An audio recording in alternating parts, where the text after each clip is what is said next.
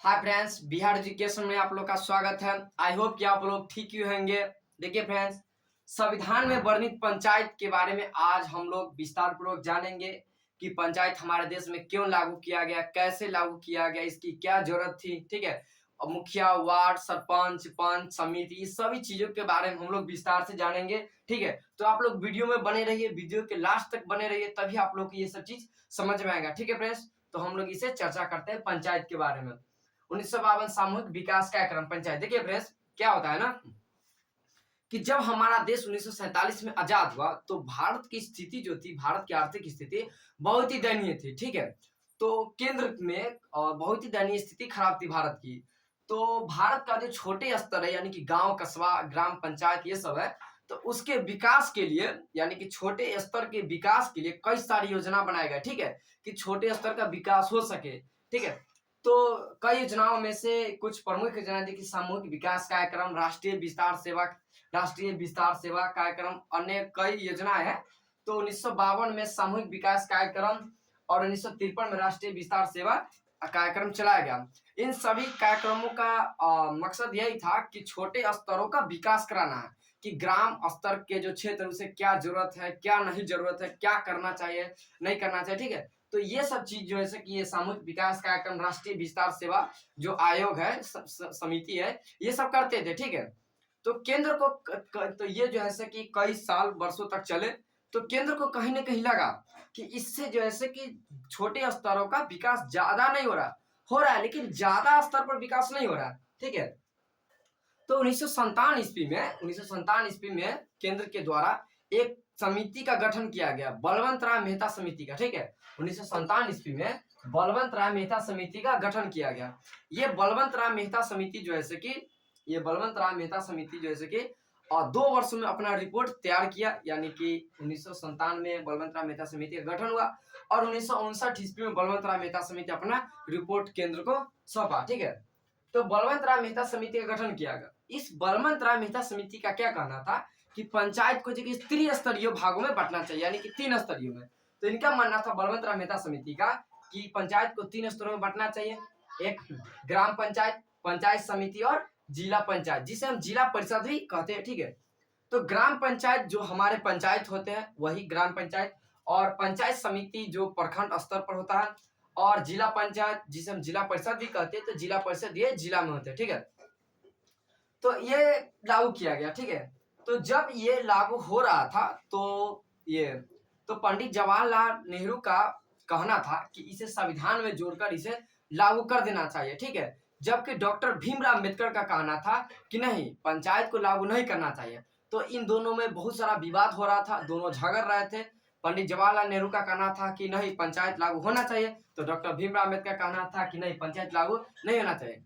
देखिए, डॉक्टर भीमराव अम्बेडकर एक बात सही बोले थे कि अगर इस देश में पंचायत लागू होगा तो पंचायत स्तर पर जितने भी छोटे स्तर के लोग होते हैं, यानी कि मुखिया, वार्ड, पंच, सरपंच, जो भी योजना जाएगा उस योजना में के 40% जो पैसा होगा वह खा जाएगा।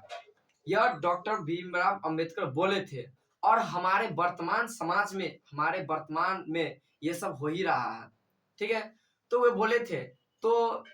तो ये दोनों में विवाद चल रहा था। तो हमारे भारत के प्रथम राष्ट्रपति महोदय डॉक्टर राजेंद्र प्रसाद, जो कि बिहार के हैं, तो वे आए और कहे कि राजेंद्र, ये आए और कहे, ये इन्हें डॉक्टर भीमराव अम्बेडकर को और पंडित जवाहरलाल नेहरू को समझाए कि आप लोग आपस में क्यों लड़ रहे हैं। तो वे आए और कहे कि पंडित जवाहरलाल नेहरू कहे कि हम इसे संविधान में जोड़ना चाहते हैं, जबकि डॉक्टर भीमराव अम्बेडकर जी कह रहे हैं कि इसे लागू हम नहीं होने देंगे। ठीक है, नहीं करना चाहिए लागू। तो ये डॉक्टर राजेंद्र प्रसाद बोले कि आप टेंशन क्यों ले रहे हैं, इसे संविधान में अगर नहीं जोड़ना है तो इसे राज्य के नीति निर्देशक तत्व में जोड़ दीजिए। ठीक है, राज्य का नीति निर्देशक तत्व का मतलब होता है कि जो राज्य चाहेगा तो इसे अपना ले, जो राज्य नहीं चाहेगा वो नहीं अपनाएगा, यानी कि राज्य के नीति निर्देशक तत्व में डाल देंगे। ठीक है, तो पंचायत को जैसे कि राज्य के नीति निर्देशक तत्व जो भाग 4 और अनुच्छेद 40 में इसे डाला गया था उस वक्त। ठीक है, उस वक्त अनुच्छेद 40 में पंचायत की चर्चा है और राज्य की नीति निर्देशक तत्व में पंचायत है। तो जिस राज्यों को लगेगा कि हमारे राज्य में पंचायत की जरूरत है, वो राज्य खुद अपने राज्य में पंचायत को लागू कर लेगा, जिस राज्य को लगेगा पंचायत की जरूरत नहीं है तो वह राज्य पंचायत को लागू नहीं करेगा। ठीक है, तो डॉक्टर भीमराव अम्बेडकर और पंडित जवाहरलाल नेहरू आप ठीक है बात कह रहे हैं, यह करते हैं, इसे हम लागू कर देते हैं, यानी कि राज्य के नीति निर्देशक तत्व में डाल लेते हैं। लेकिन जब राज्य की नीति निर्देशक तत्व में डलाता है तो वो मौलिक मूल अधिकार या संविधान में नहीं आता है, ठीक ना। तो इस वक्त जो डाला गया तो पंचायत जैसे कि पंचायत को संवैधानिक मान्यता प्राप्त नहीं हुआ। ठीक है, तो इस तरह डाला गया। तो पंचायत को जैसे कि सबसे पहले लागू तो हो गया, तो पंचायत को सबसे पहले राजस्थान के नागौर जिला में, समझे, सर्वप्रथम राजस्थान के नागौर जिला में 2 अक्टूबर 1959 ईस्वी में इसे लागू किया गया। 2 अक्टूबर को ही क्यों लागू किया गया? क्योंकि 2 अक्टूबर को महात्मा गांधी का जन्म हुआ था और महात्मा गांधी शुरू से ही पंचायत के पक्ष में थे। देखिए महात्मा गांधी का क्या मानना था, शुरू से ही मानना था कि हमारा जो देश है भारत, वह ग्राम प्रधान देश होना चाहिए, यानी कि गांव, भारत जैसे ग्रामों का देश है और भारत ग्रामों का देश है ही। और वो चाहते भी थे महात्मा गांधी कि भारत जैसे ग्रामों का देश हो, इसीलिए महात्मा गांधी पंचायत के बहुत ही पक्ष में थे। ठीक है, तो इसलिए 2 अक्टूबर 1959 ईस्वी को राजस्थान के नागौर जिला में पंचायत को लागू किया गया सर्वप्रथम। ठीक है, तो इस तरह से पंचायत लागू हो गया और जिस राज्य को मन हुआ, और इसके बाद ये राजस्थान के नागौर जिला के बाद भारत के कई राज्यों में पंचायत जैसे कि लागू हुआ। ठीक है, उसके बाद इस तरह से पंचायत चलते रहा। जब 1977 ईस्वी में केंद्र में, देखिए जब 1977 ईस्वी में केंद्र में जैसे कि जनता पार्टी की सरकार आया, तो उन्होंने क्या किया कि ये जो बलवंत राय मेहता समिति था उसको हटा दिया।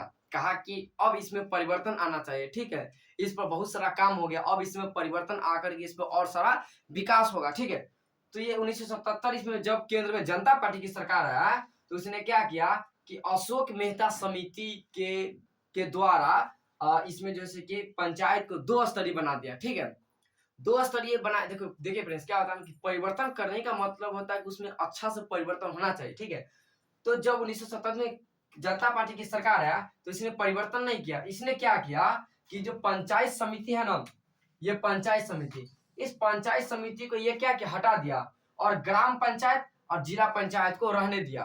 ठीक है, तो ये कहा कि ग्राम पंचायत ही अपना रिपोर्ट जिला पंचायत को सौंपेगा, न कि पंचायत समिति को सौंपेगा। तो इन्होंने क्या किया कि पंचायत समिति को हटा दिया, 2 को लागू कर दिया। ये कोई परिवर्तन हुआ? हटा दिया, बस हो गया। इसमें क्या परिवर्तन? हटा दिया, तो ये कोई परिवर्तन नहीं हुआ। तो फिर जब और जनता पार्टी की सरकार 1970 में कोई ज्यादा दिन रह भी नहीं पाया, 2 से 3 महीना रहा। ठीक है, उसके बाद फिर पुनः 1977 ईस्वी में कांग्रेस पार्टी आया। ठीक है, 1977 ईस्वी में फिर कांग्रेस पार्टी आया तो इसने क्या किया कि बलवंत राय मेहता समिति जो था उसे ही लागू कर दिया। ठीक है, बलवंत राय मेहता समिति जो था त्रिस्तरीय, उसे फिर से लागू कर दिया। ठीक है, और इसे फिर से लागू कर दिया। और आगे की बात नेक्स्ट वीडियो में, और आगे की जो चर्चा है नेक्स्ट वीडियो में बताएंगे।